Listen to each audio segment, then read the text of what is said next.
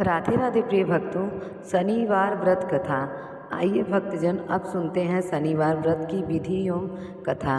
इस दिन शनि की पूजा होती है। काला तिल, काला वस्त्र, तेल, उड़द शनि को बहुत प्रिय है, इसीलिए इनके द्वारा शनि की पूजा होती है। शनि की दशा को दूर करने के लिए यह व्रत किया जाता है। शनि स्रोत का पाठ भी विशेष लाभदायक सिद्ध होता है। कथा। एक समय सूर्य, चंद्रमा, बुध, बृहस्पति, शुक्र, शनि, राहु और केतु इन ग्रहों से में आपस में झगड़ा हो गया कि हम सबसे बड़ा कौन है। हम सब में अपने अपने को बड़ा कहते थे। जब आपस में कोई निश्चय न हो सका तो सबके सब आपस में झगड़ते हुए इंद्र के पास गए और कहने लगे कि आप सब देवता के राजा हो, इसीलिए हमारा न्याय करके बताओ कि हम 9 ग्रहों में सबसे बड़ा कौन है। राजा इंद्र इसका प्रश्न सुनकर घबरा गए और कहने लगे कि मुझ में यह सामर्थ्य नहीं है कि किसी को बड़ा या किसी को छोटा बताऊं। मैं अपने मुख से कुछ नहीं कह सकता। हाँ, यह एक उपाय हो सकता है।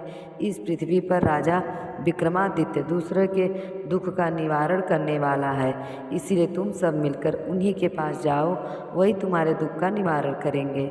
ऐसा वचन सुनी सभी ग्रह देवता चलकर भूलोक में राजा विक्रमादित्य की सभा में जाकर उपस्थित हुए और अपना प्रश्न राजा के सामने रख दिया। उनकी बात सुनकर बड़ी चिंता में पड़ गए। मैं अपने मुख से किसको बड़ा किसको छोटा बताऊं? जिसकी छोटा बताऊं यह वही क्रोध करेगा। परंतु उनका झगड़ा निपटाने के लिए एक उपाय सोचा कि सोना, चांदी, कांसा, पीतल, शीशा, रागरा, जस्ता, अभ्रक और लोहा 9 धातुओं के 9 आसन बनवाए। अब आसनों को क्रम से जैसे सोना सबसे पहले और लोहा सबसे पीछे बिछाए गए। उसके पश्चात राजा ने सब ग्रहों से कहा कि आप सब अपने सिंहासन पर बैठिए। जिसका आसन सबसे आगे वह सबसे बड़े हैं और जिसका आसन सबसे पीछे है वह छोटा है। जानिए, क्योंकि लोहा सबसे पीछे था और वह शनि देव का आसन था, इसीलिए शनि देव ने समझ लिया कि राजा ने मुझको सबसे छोटा बना दिया। इस पर शनि को बड़ा क्रोध आया और कहा कि राजा, तू मेरे पराक्रम को नहीं जानता। सूर्य एक राशि पर 1 महीना, चंद्रमा 2.25 महीना, 2 दिन मंगल, 1.5 महीना बृहस्पति, 13 महीने बुध और शुक्र 1 महीने, परंतु मैं राशि पर 2.5 साल तक रहता हूँ। बड़े बड़े देवता को भी मैंने भीषण दुख दिया है। राजन सुनो, राम जी को 7.5 आई, वनवास हो गया और रावण पर आई तो राम जी ने लक्ष्मण जी की सेना लेकर लंका पर चढ़ाई कर दी, रावण के कुल का नाश दिया। हे राजा, तुम सावधान रहना। राजा कहने लगा, जो कुछ भाग्य में होगा देखा जाएगा। उसके बाद अन्य ग्रह तो प्रसन्नता के साथ चले गए। शनिदेव बड़े क्रोध के साथ वहाँ से सिधारे। कुछ काल व्यतीत हो जाने पर राजा को 7.5 की दशा आई।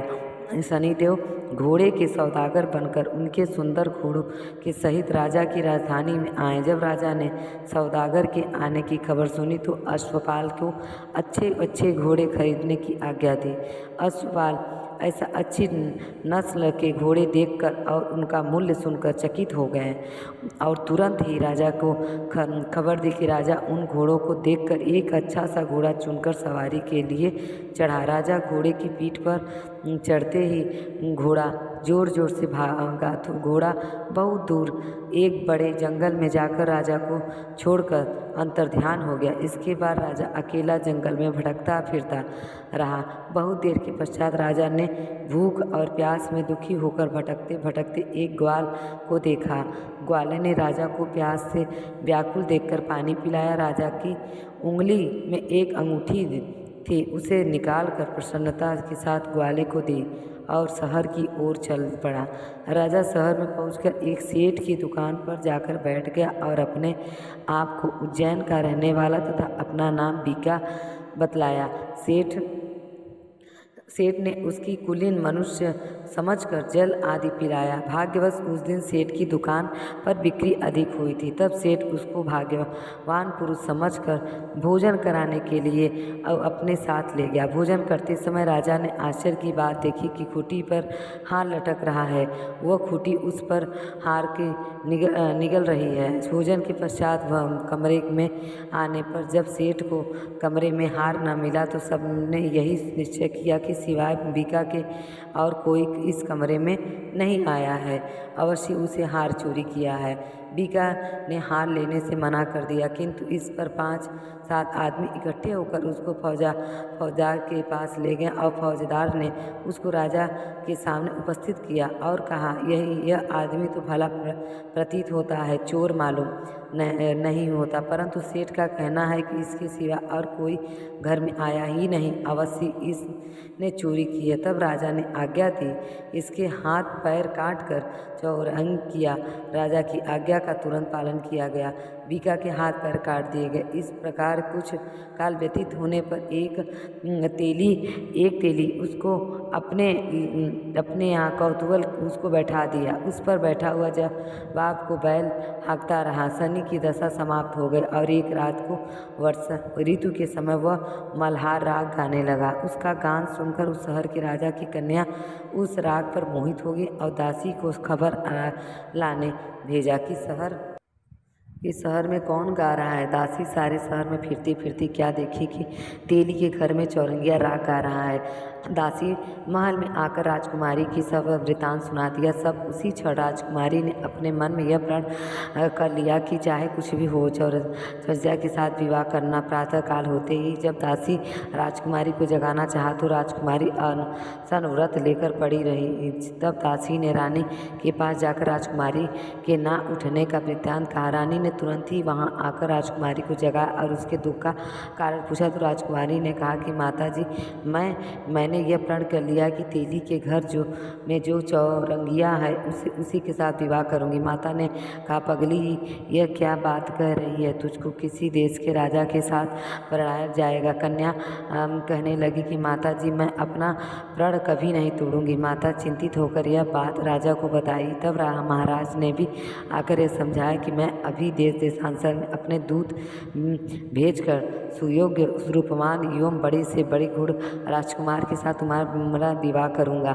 ऐसी बात तुमको कभी नहीं विचारनी चाहिए। कन्या ने कहा, पिताजी, मैं अपने प्राण त्याग दूंगी, परंतु दूसरे से विवाह नहीं करूंगी। इतना सुनकर राजा ने क्रोध से कहा कि यदि तेरे भाग में ऐसा ही लिखा है तो जैसी तेरी इच्छा हो। वह वैसे ही कर राजा ने तेली को बुलाकर कहा कि तेरे घर में चौरंगिया है जिसके साथ अपनी कन्या का विवाह करना चाहता हूँ। तेली ने कहा कि यह कैसे हो सकता है, कहाँ आप हमारे राजा और कहाँ मैं एक नीच देही। परंतु राजा ने कहा कि भाग्य लिखे का कोई नहीं टाल सकता, अपने घर जाकर विवाह की तैयारी करो। राजा ने उसी समय तोरण और बंदरवाल लगवाकर अपनी राजकुमारी का विवाह चौरंगिया विक्रमादित्य के साथ कर दिया। रात्रि की जब विक्रमादित्य और राजकुमारी महल में सोए, आधी रात के समय शनि देव ने विक्रमादित्य को स्वप्न दिया कि राजा कहो तो मुझको छोटा बतलाकर तुमने कितना दुख उठाया। राजा ने क्षमा मांगी। शनिदेव ने प्रसन्न होकर विक्रमादित्य को हाथ पैर दिए। तब राजा ने कहा कि महाराज, मेरी प्रार्थना स्वीकार करें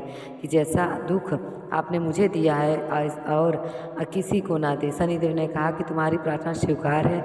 मनुष्य मेरी कथा सुनेगा, कहेगा और मेरी दशा में भी कभी किसी प्रकार का दुख नहीं भोगेगा, और जो नित्य ही मेरा ध्यान करेगा या चींटियों को आटा डालेगा और उसके सब मनोरथ पूर्ण होंगे। शनिदेव अपने धाम को चले गए। राजकुमारी की आंखें खुली और उसने राजा के हाथ पांव देखे तो आश्चर्य के को प्राप्त हो। देखकर राजा ने अपना स्वप्न हाल कहा कि मैं उज्जैन का राज विक्रमादित्य हूँ। यह सुनकर राजकुमारी अत्यंत प्रसन्न हुई। प्रातःकाल राजकुमारी ने उसकी सखियों ने पूछा तो उसने अपने पति को समस्त वृत्तांत कह सुनाया। तब सब ने प्रकट की और कहा कि ईश्वर आपकी मनोकामना पूर्ण कर दी। जब उस सेठ के यह सुना तो विक्रमादित्य के पास आया और राजा विक्रमादित्य के पैर पर गिरकर क्षमा मांगने लगा कि मैंने आप पर चोरी का झूठा दोष लगाया, अतः आप मुझको जो चाहे दंड दे। राजा ने कहा, मुझ पर शनिदेव का कोप था, इसी कारण यह सब दुख मुझको प्राप्त हुआ, इसमें तुम्हारा कोई दोष नहीं है। आपने जाकर अपना कार्य करो। सेठ बोला कि मुझे अभी शांति होगी तब जब मेरे घर चलकर प्रीति पूर्वक भोजन करेंगे। राजा ने कहा, ऐसी आपकी मर्जी हो वैसा ही। सेठ ने अपने घर जाकर अनेकों प्रकार के सुंदर भोजन बनाए। राजा विक्रमादित्य की प्रीति भोजन दिया। जिसे राजा भोजन कर रहे थे, एक अत्यंत आश्चर्य की बात सबको दिखाई दी। जो कि खूंटी पे पहले हार निकल थी वह अब हार उगल रही है। जब भोजन समाप्त हो गया तो सेठ ने हाथ जोड़कर बहुत ही मोहर राजा को भेंट किया। इसी तरह राजा भी प्रसन्न हो गए। दूसरे दिन राजा ने शहर में यह सूचना कराई कि शनीश्वर देव सभी ग्रहों में सर्वोपरि हैं। मैंने उनको छोटा बतला, इसी से मुझको यह दुख प्राप्त हुआ। इसी कारण सारे शहर में सदा शनि देव की पूजा और कथा होने लगी। राजा अनेक प्रकार के सुख भोगती रही। जो कोई शनिदेव की कथा को पढ़ता या सुनता है, शनि देव की कृपा से सब दुख दूर होते हैं। शनि देव की कथा व्रत के दिन अवश्य सुनना चाहिए। शनिवार व्रत कथा। शनिवार के दिन कथा सुनने से सभी मनोकामनाएं पूर्ण होती है। हमारी कथा कैसी लगी आप सबको? अगर अच्छी लगी हो तो मेरे चैनल को सब्सक्राइब करें। धन्यवाद। राधे राधे। जय श्री कृष्णा।